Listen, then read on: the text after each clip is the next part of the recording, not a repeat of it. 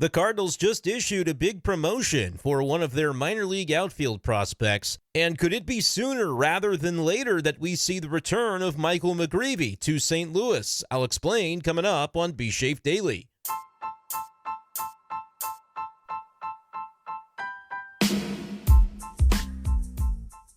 What's going on, everyone, and welcome in to this edition of B-Schaeff Daily. Brenden Schaeffer with you. It is Thursday evening, May 29th, 2025.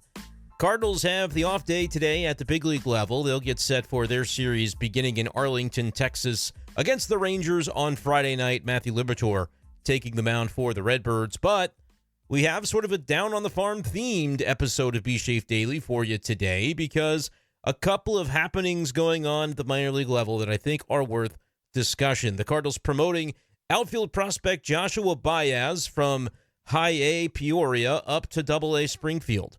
We'll explain his path to this point and maybe contextualize Joshua Baez in the grand scheme of things when it comes to other Cardinal outfield prospects who are trying to make their way toward the big leagues sooner rather than later. And speaking of things that could happen soon, Michael McGreevy could be making his way back to the big league roster for the Cardinals in short order based on the schedule for the month of June. I'll explain why I think the Cardinals may consider going back to a six-man rotation and why this time, if they did, it would be Michael McGreevy rather than Steven Matz that would be slotted into that additional role for the starting staff.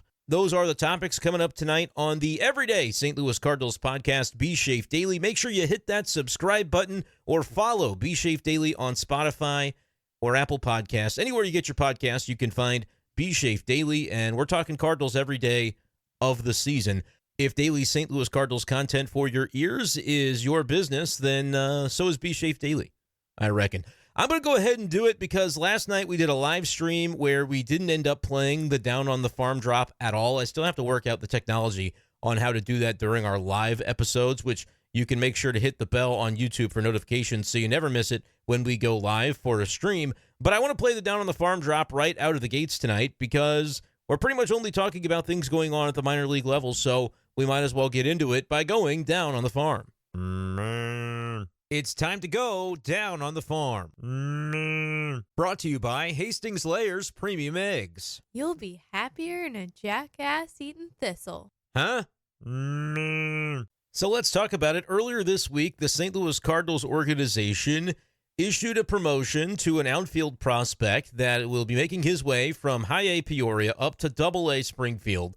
And we're talking about Joshua Baez, the former second-round draft pick back in the 2021 MLB amateur draft, who has been kicking around down in the lower levels of the minors for a number of years now and sort of hit a wall at the A-ball level in 2023 where he was down there in Palm Beach, had pretty good numbers as a 19-year-old in 2022 there with a 957 OPS, but that was in a pretty limited sample. So when he returned to Palm Beach in 2023, the numbers over a full season where you were left a little bit wanting. The strikeout numbers out of control back in 2023 for Joshua Baez, 122 strikeouts in just 358 plate appearances.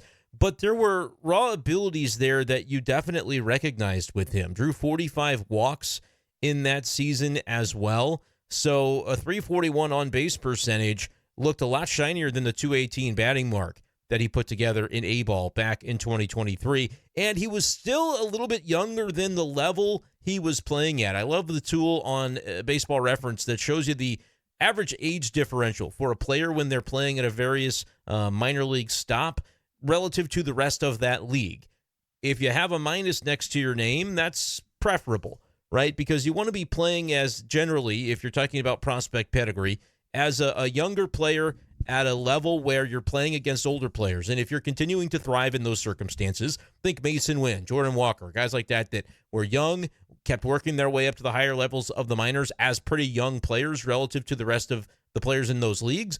And to continue to succeed shows aptitude and the potential to continue moving forward, right? So that's always what you want. And that was still the case for Joshua Baez back in 2023, even though he was still at low A.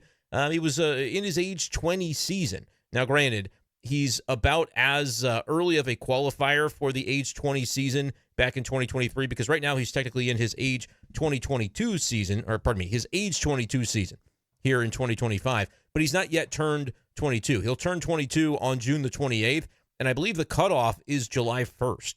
So if I were a Major League Baseball prospect at any point in time, which of course was never going to happen, but I would have barely missed that cutoff to where I would be classified as a year younger, even though with a July 1st birthday, I'd be playing half of that season basically at the older age, but I believe that's the cutoff. And so this is considered his age 22 season right now in 2025, even though he does not turn 22 for another month or so right before that July 1 cutoff. But still, generally speaking, Baez was a lot younger, or at least an average of 1.2 years younger than the level he was playing at in 2023. And the reason that feels actually kind of relevant is that he makes that cutoff to be considered a little bit older than he is when you're looking at that age differential on Baseball Reference. So for half of that season in 2023, he was actually playing A-ball at 19 years old. So a little bit maybe tricky to understand what I'm getting at there, but it's a way to say that Joshua Baez, don't give up on him yet, right? With a year like that in 2023 where he came up with a 723 OPS,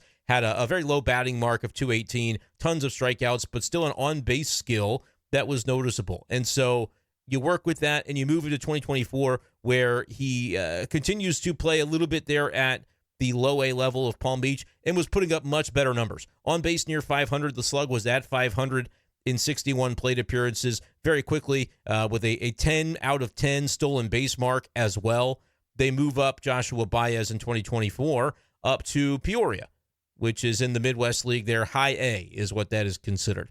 And then kind of a similar story for Baez after that move up. Had some time where he took to adjust to that next level and still was striking out a ton. 97 strikeouts and 259 plate appearances. And look, sometimes that is just the nature of a player. You take the good with the bad. He's been a stolen base threat at the minor league level, which is great to see. A lot of guys, though, are stolen base threats at the lower levels of the minors when pitchers at those levels are just trying to focus on learning how to pitch at the professional level and not maybe as focused on holding runners on. So we'll see if that is a skill set that maintains for Baez. But he ended up with 29 stolen bases in 34 attempts for 2024. But the numbers, once again, 225 average after he was promoted to high-A ball in 2024. The on-base was improved, but only 306. Had a little bit of slug, a 694 OPS.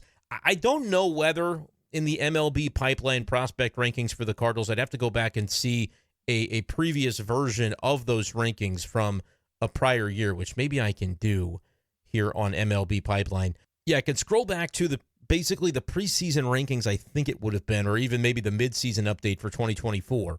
And I'll find that Joshua Baez was then ranked as the 30th prospect in the Cardinals organization. They only do 30 on MLB Pipeline, and he was number 30, barely making the list, and was behind names like Drew Rom and Andre Granillo, who is still a pitcher in AAA. Behind guys like Ian Bedell, Cesar Prieto, Adam Kloffenstein, who's now out of the organization. So, and granted, Quinn Matthews in 2024, after he was just drafted, was only the 22nd ranked prospect and quickly moved his way up that list, right? And in 2025, it's a different story.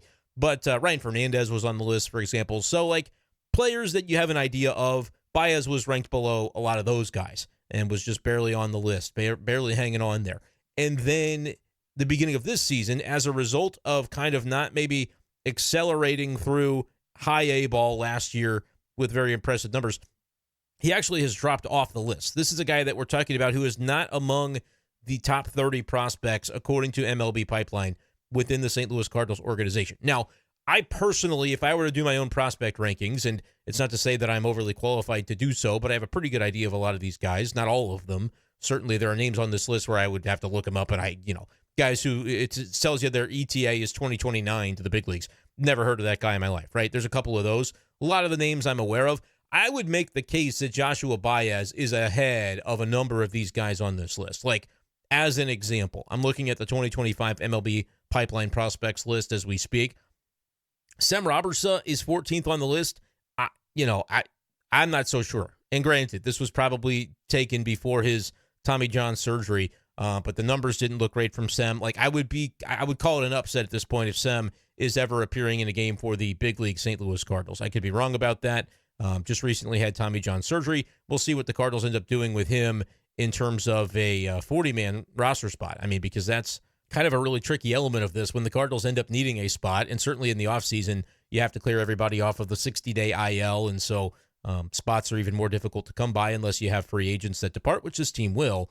But nevertheless, like, Sam Robertson just had Tommy John surgery. He wasn't really performing anyway, and now maybe that was due to the injury. You know, I can remember back to spring training, he was not looking like himself necessarily, and so the decision on that would come, you know, maybe at the end of the season if the Cardinals believe holding him through the offseason and through this Tommy John rehab on the 40-man is something they want to do. But my point is, like, I think you could probably find some names I would place Joshua Baez higher than in this top 30. But just to, like, contextualize, coming into the year, there was probably a lot of doubt about Joshua Baez and whether or not, you know, he was going to be somebody that continued to progress or if he was somebody that might stall out at the lower levels of the minors. But he was coming into this season with an opportunity there at High-A Peoria, and we saw the similar leap that he made going from 2023 to 2024 at Palm Beach. We saw that same thing from Peoria. And so far this year, Baez putting together a really nice start to the campaign. 20 for 22 on stolen base attempts. I mentioned that, like, he's a guy that's running at the lower levels of the minors, and we'll see if that continues as he makes his way up. But 4 home runs, 24 runs driven in, 20 stolen bases in 38 games, so certainly making his mark. And, you know, maybe one of the more notable aspects of everything that we're looking at with his profile here, 36 strikeouts in 168 plate appearances, which is still not maybe an otherworldly rate, but it's a lot improved from what he had been doing in previous seasons at the similar level of the minors. I could go back to 2024, where he struck out 97 times in 259 plate appearances. So let's just do that quick math. 97 divided by 259. 37.4% of his plate appearances that season at the Peoria level in 2024 ended via strikeout. 37.4% of plate appearances. I mean, that's a significant mark. This year, 36 divided by 168, down to 21.4% of plate appearances ending in a strikeout. So marked improvement in that regard. Batting average went up by nearly 100 points from 225 to 317 at the same level. On-base percentage did something similar, going from 306 to 404. In the slugging, same story, 388 up to 483. And those 4 home runs, 8 doubles, and a couple of triples. I mean, a very nice, solid stat line for Joshua Baez. Again, playing in his age 22 season, but has not yet actually turned 22. Will do so before that July 1 cutoff. 886, the OPS for Joshua Baez in 38 games at Peoria this year. And now getting the call up to Double-A. And look, I think if I were a betting man, I would bet on Joshua Baez probably having a somewhat similar time period where he is needing to adjust to the new level, and that maybe his Springfield numbers this year might not jump off the page. And I think that would be reasonable, considering that has been sort of the story with him at every level so far. And you know what? That sounds a lot like a guy that is currently on the Cardinals raking with a 795 OPS in Mason Wynn. That was kind of his story, right? We talked about it just taking some time for him to adjust, and once he would, every step of the way along his minor league progression, he would end up in a really nice spot and would sort of master that level. Now, fast forward to tonight, where Joshua Baez makes his debut with the Springfield Cardinals in Double-A, and we'll get into the more normal-sounding portion of Down on the Farm when we do the segment. 2 for 4 tonight for Joshua Baez, stole a base and scored a run in his first appearance at Double-A. So that's pretty good to see. In fact, he actually stole 2 bases and was not caught stealing. So 2 for 2. Keep running, young man. I mean, that is something that you'd love to see be able to stick and be an element of his game when he gets to the higher levels. He's a right field candidate there at Double-A. Still Chase Davis starting in center and Nathan Church in left. Suddenly, this Springfield roster is looking really interesting, teaming with prospects that you're hopeful about for their collective futures in Major League Baseball. But Baez goes 2 for 4, a couple of stolen bases, scored a run. He did strike out in the 2 plate appearances in which he did not get a hit tonight, but you'll take the good with the bad, and it will be interesting to see what he does at Springfield. I'm not declaring anything about Joshua Baez just yet, but certainly if he can maybe hold down even like a 700 OPS for the rest of the season in Springfield, and remember, he's turned 22 this year, is he then a guy that comes into spring training next year with a new lease on life and a new lease on his career and is maybe flying back up prospect rankings into perhaps the organizational top 20, top 15, perhaps even higher than that, depending on how the rest of the year at Springfield goes? And remember, he'll be doing so in February as a 22-year-old player with a number of minor league seasons behind him, but he was drafted, high school age for Joshua Baez coming out. So in 2021, he was an 18-year-old just getting his feet wet at rookie ball. So I just think he's an interesting player and somebody to keep an eye on, and you really feel good about the progression he has made. Pretty simply, I'm watching the strikeout stuff. I'm watching the on base, and look, if he can provide a little bit of power at the Double-A level as well, that would be notable, and we'll see as time goes along what that looks like for Joshua Baez. But pretty cool that he is maybe ascending back into the conversation of the prospect ranks for the St. Louis Cardinals organization. And so far, so good. Batting number 5 in the order tonight for Springfield. They won 6-0 over the Northwest Arkansas Naturals. And the Double-A Cardinals got contributions in their lineup from J.J. Weatherholt, who went 1 for 2 with a couple of walks. So he was on base 3 times. Has an .833 OPS at Double-A. Leo Bernal goes 1 for 4 and drives in a couple of runs. .837 for his OPS. Was a quieter night for Nathan Church and Chase Davis, combining to go 0 for 9 with a couple of combined Ks. But Church is sitting at that .931 OPS. Chase Davis, who hopefully is still with a bright future for the Cardinals, .783 on his OPS. Add Baez into the mix, and you've got 5+ guys down at the Double-A level that we're really interested in seeing what will be going on with them. So look forward to seeing from those position players moving forward in our Down on the Farm segment here on B-Schaeff Daily. And let's talk pitching while we're at it at Double-A, because Tekoa Roby could be somebody that very soon could be in conversation for a promotion. 5 1/3 zeros across the run lines for Tekoa Roby tonight. 4 hits allowed, 1 walk, 8 strikeouts. He's now got a 2.68 ERA at Double-A.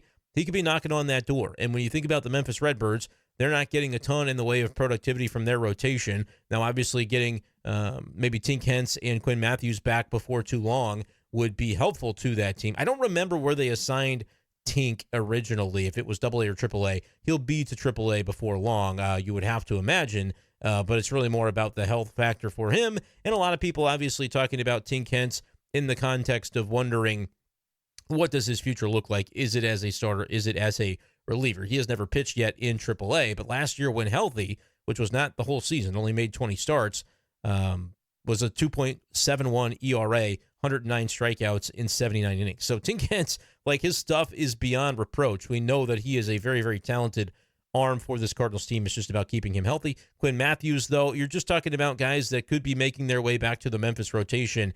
And, man, 2-3 weeks from now, that thing could have a very different look to it compared to what we have been saying about it in recent weeks. But for the moment, it's still kind of hurting. 11-8, the Redbirds lose on Thursday night. Cornwell gave up 7 runs, 11 hits, and his ERA is over 9. So that's kind of what I'm talking about there. Chris Roycroft, though, out of the bullpen, getting some work and some opportunities to work on some things. Not great. Mixed results for him. A couple of hits and a walk allowed, an unearned run allowed, but 2 innings of work. Did have a strikeout and no earned runs allowed for Roycroft. Offensively, though, when you put up 8 runs, there was a lot to like. And by the way, this was a 7-inning game. So is this a case of rain shortened, or did the Redbirds play a doubleheader today? Scrolling, trying to see if there's another game. No, I think that was the lone game for them, and it was just shortened due to rain or whatever the circumstances are. I know they're bunching a lot of games in a short period of time with the various rain delays and postponements that they have had at that level. But we'll talk about Michael Ciani, man. He's been really hitting the ball well down there. He was 1 for 2 today with a run scored, a couple of RBIs. He's up to an .806 OPS down there at the Double-A level. So good to see from him. And don't be surprised if he ends up making his way back to the Cardinals, because I think the best version of a Cardinals roster that is looking to go into October, Ciani would be on that team for me, because he would be the hands team that would come in the later innings if you have a lead in a playoff type of environment. He'd be much more valuable to the roster in that regard than Barrero would, and we'll see if you get to the postseason if they're really needing the 3 catchers. I've talked a lot about why the 3-catcher thing does not bother me, but I also think if we're talking playoffs, you might be prioritizing those roster spots a little bit differently. Thomas Ajayci, 2 times on base in the game today, going 1 for 3, scoring a run and also reaching via walk. And a good night for Jimmy Crooks, 3 for 4 with a couple of RBIs. Luken Baker's still struggling. Matt Koperniak generally still struggling, but had a home run tonight, his fourth of the season as a DH tonight in that lineup for Memphis. And Brian Torres, another name to keep an eye on as we're talking about those Double-A outfielders that are pushing for opportunities. He's a guy at the Triple-A level, batting .306, OPS of .848. Mike Antico, a little bit on the older side as prospects are concerned. He's another guy with a .326 batting average, .821 on the OPS. Antico was great tonight, 3 for 3 with a couple of RBIs and a run scored. But Torres was 0 for, just reaching via walk. So that's what's going on there in regards to down on the farm. But I wanted to talk about, before we get out of here, the other topic that we teased, which is Michael McGreevy. I think you could see Michael McGreevy on the St. Louis Cardinals roster, and not only there, but in the rotation sooner rather than later. And I'm not necessarily thinking there's going to need to be an injury to set that situation up. Today's an off day for the Cardinals. We're going Friday, Saturday, Sunday. They're playing the Texas Rangers, and then you get another off day on Monday. The rotation should be well and rested for that homestand where you go Kansas City, Los Angeles, and then Toronto. It's a lengthy stay at home for the Cardinals over the week and a half following the Texas Rangers series beginning on Friday. I think at some point in that homestand, you may consider opting back into a brief spell of a six-man rotation. You get into this isn't really the dog days, but you start to get into the summertime where the weather's going to turn up, and the Cardinals have been so careful about the way that they have handled their starting pitching staff this year, not necessarily pushing them too deep into games back in April, giving them that extra day of rest at times when Steven Matz has subbed in, when the off days were not as plentiful as they have been over the month of May with 4 consecutive Thursdays off. I wonder if they would maybe approach it a little bit differently this time, though, and considering the role that Steven Matz has carved for himself out in the St. Louis bullpen, do you bring McGreevy up, who has been shoving, has his most recent outing being a 6-inning, 1-run performance in which he struck out 9 hitters? Is that enough for the Cardinals to take a look and say, we could maybe be killing 2 birds with 1 stone, getting the additional rest for the rotation to keep them healthy? The Cardinals have had maybe the healthiest big league rotation in baseball because they're one of the few teams that hasn't lost anybody at any point in the season, even going back to the spring, in terms of injury or IL stints. And that could be credited to the way that they have managed very conservatively, right? Some would say, you got to push these guys. No, the Cardinals would disagree with that. They would say that the way that you keep these guys healthy and strong throughout the 6-month summer is by managing it the way that they have. Well, in the month of May, though, there is not much not to like about Michael McGreevy at the AAA level, and we've seen him at the big league level as well. Was a big part of things as the Cardinals got that kind of winning streak, winning ways rolling in early May. That was what kicked off the month of May for McGreevy. A 5 2/3 inning performance out of relief for the Cardinals in that game against the Mets. And he ended up going the distance in that he came in as a reliever and finished the game. Even though it was a very close contest, they let him go the whole way because that was part of a doubleheader. And he was fantastic that day. And since then, he's proceeded to go 5 innings, 1 earned, 5 innings, no earned, 9 strikeouts and 5 strikeouts respectively, 6 innings, 2 earned, 6 Ks, 6 inning, 1 earned, 9 Ks. That's been the month of May for Michael McGreevy. He is absolutely ready. We have seen what we need to see, a 1.30 ERA for the month. And, man, what more could you want to see from this guy, right? So as a result of that, don't mess with Steven Matz right now. There was a time where I advocated that he should get a longer look for the rotation and maybe have that come at the expense of Eric Fetty if he wasn't performing. But at the end of the day, I look at Steven Matz right now, 1.9 ERA. He has been utilized in just about every way that Oliver Marmol could conceive of, and it's really working out to the benefit of the Cardinals. He can come in a short stint if they need a at-bat against a tough lefty. He can come in for multiple innings. He can come in for an inning and a half. I mean, he can do just about everything for the Cardinals, and that's been very valuable, especially during the period where JoJo and John King weren't performing as well. Those guys have turned the corner, and they're looking a little bit better out there, more reliable. But that's great. I mean, you need 3 left-handers, in my opinion, because one day you're going to use Matz, and the other day you might have to use the other 2 guys and kind of oscillate them back and forth. So Matz has been very useful in that role. I would prefer him to remain in it and then allow Michael McGreevy to be rewarded for the month of May that he has had and say, hey, the schedule is about to dictate it. And it doesn't mean he's going to be permanently into the rotation, but could you see a realm in which a very rested starter group comes into that homestand against Kansas City and Los Angeles, and then maybe over the weekend, and it'll kind of depend, too, on how McGreevy lines up. I think he last pitched on May 28th, so that's yesterday as I'm recording this. But that will mean probably Tuesday he would line up to pitch, give or take, or at least he could on relatively regular rest. And then, depending on how the Cardinals want to line up their rotation, you could move some things around with the off day on Monday if you wanted to shift guys by a day. But find the guys that may need the additional day and slap McGreevy in somewhere in that, probably in that weekend against the Dodgers, which I understand maybe not ideal to say, hey, we're going to bring you up and we're going to bring you up against Shohei Ohtani and company. But maybe find a way, and look, maybe that's not the way that they do it. Maybe they say, we're going to let the 5 go through the rotation the first time through and then get you through that Dodgers series, and then maybe the break comes where 3 of the 5 guys in the rotation get it because you bring McGreevy up for that Monday or Tuesday against Toronto, and then that allows you to just plug and play for that one start.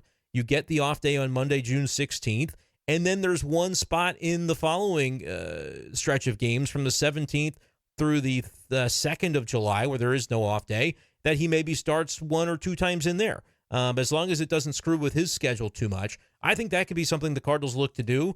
That way it's more of a modified 6-man rotation. And frankly, I don't worry this time about, well, you're going to have to lose a bullpen guy if you call McGreevy up, because Matt Swanson has really not been used with much regularity, and that's sort of the spot in the bullpen that everybody else has kind of carved out a niche, has carved out a role, and it sort of feels like for Oliver Marmol, that 8th guy in the bullpen has just kind of been there, break glass in case of emergency. I'm not really commenting on that being right or wrong. It's just the case that, there hasn't been a ton of trust necessarily established. We have seen Swanson come into a game on the 26th of May when the Cardinals lost that one 5-2. He pitched came into the 6th inning and pitched into the 7th in that one. And that's the last time we saw him. And before that, we didn't see him for about a week and a half. Now, I can't remember for sure. Was he on the roster the entire time? I think not, right? Because Roycroft was there, and so then he came back up. Nevertheless, it doesn't seem like if you did lose Swanson, it's not to say that it's just easy to go through with only 7 relievers. But for a quick spell, I think that would be something the Cardinals could manage with the way that the other 7 relievers in the bullpen are starting to get things together. Those are my takes on maybe the Cardinals consider it. 6-man rotation, kind of modified again, and throwing a few big league starts in there for Michael McGreevy. 2 or 3, it wouldn't be any more than that in the month of June, and it would just simply be out of necessity and hopefully to keep the rest of the starters healthy as long as you can have that. I think that would be to the benefit of the Cardinals. So let me know what you think about that idea and what your thoughts are, Cardinals fans, on Joshua Baez getting the call up to Double-A Springfield and performing pretty well in his first opportunity there. That, though, is going to do it for this edition of B-Schaeff Daily. Make sure you are locked in on the YouTube channel, Brenden Schaeffer, St. Louis Cardinals writer, locked in on Sports Hub STL for all of their YouTube content and for the articles that I post to sportshubstl.com. Dove in a little bit earlier in the day on Thursday with an article about the nature of the Cardinals as the comeback kids this season, whether that has actually increased since 2024 and 2023 or whether it just feels like it. I dove into the data, and you can head to sportshubstl.com for that information. That, though, really will do it for this edition of the show. Appreciate you guys, as always, for listening. And for maybe one more double secret bonus, appreciate Grand Slam Scotty and Kyle W. for hopping into our YouTube membership. You can find the link to that in the description below if you want to support this independent Cardinals content channel where I'm the sole proprietor of this bad boy. All right. Appreciate you guys, and we'll talk to you next time on B-Schaeff Daily. Peace.